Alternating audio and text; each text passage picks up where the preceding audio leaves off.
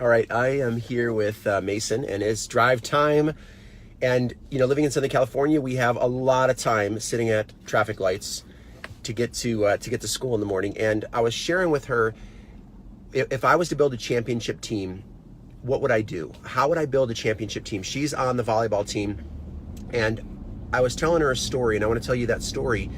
That when I was younger and I was in learning the concept of teams, there was my gigantic mistake that I didn't even know that I was doing, that literally affected me building teams in companies and building teams in business. And it affected my entire life because I really wasn't taught this one concept, or if I was taught it, I didn't understand it, I didn't listen, and it's literally taken me over, I don't know how many years, to really understand the depth of this one thing that builds championship teams.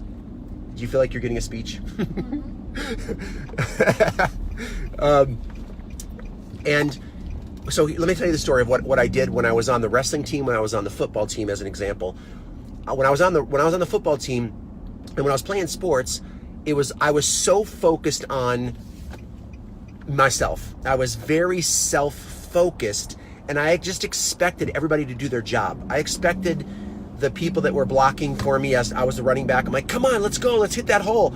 And I was more like expecting them to do it instead of, great job, great hit, great block, thanks for clearing the way for me. Or on the wrestling team, giving people high fives. Mason's on the volleyball team, and the number one way to rise a team up, the number one thing you can do is always look for amazing things or even little things that your team's doing and praise them, recognize them, love them, high five them, hug them, encourage them, speak life into what they can be, speak life into what they can be as a player or as a business person in your situation. If you're watching this, Gavin, speak life into what's possible in people instead of the mistakes that they're making, the bad day that they had in their business or in the sports team.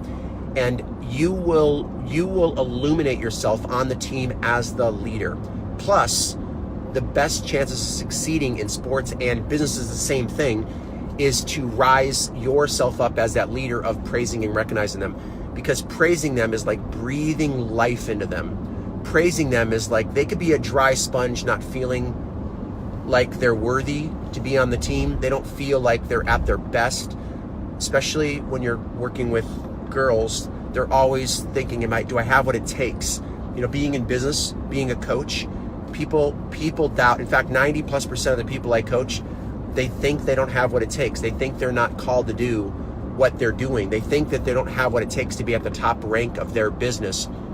And I promise you, it's the same thing in sports, and it starts at a very young age. So be the leader when no one else feels, be the leader that you are designed to be, and I promise you'll raise people up to be the best that they can be. Why don't you just put a shout out? Who's on the phone? Paulo. What's up, Paulo? Good to see you out there, brother. If you see people coming on, it's so funny. This is a good example. Like in social media, the reason why I shout people out if I wasn't driving is I want them to feel special. I want them to know that I see them here.